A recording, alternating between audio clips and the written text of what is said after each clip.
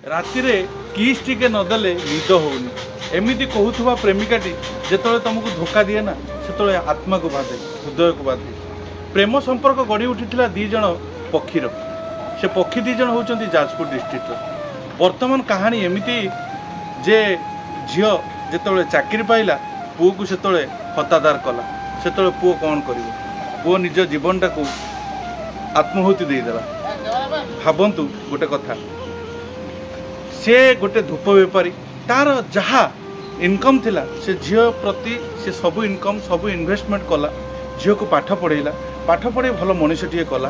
भल मनीषर पराकाष्ठा एया जे जेतेबेले से ता पाखरे प्रेम पाई शेष जो से अपेक्षा कला जे ता पाखर प्रेम आशा करने से झील चाकरी पाई सारी झील चाकरी पारिगला ता मन बड़ होगला तार हृदय बड़ होगला ता विचार बड़ होगला आउ गोटे से धूप विकाली को कहीं प्रेम करवा आज्ञा से सी ताकतुर दूरे गला।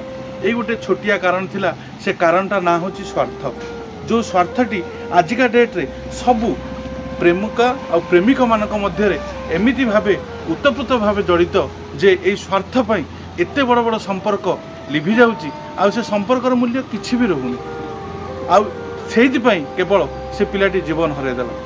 तांको घर लोक कहउचंती गाँव साई पर्यंत समस्ते जानी जे सी ताको प्रेम करुची बोली। एते दिन भल पाइबा यही क्षणिक स्वार्थ पाई आज धूलिसात हो गला। पिलाटी आज मर शरीर जुईर सेजरे पड़ी ता पाखरे ता परिवार पाई किछि नाही प्रेम पाई निज जीवन से आत्महुति दे दाउ।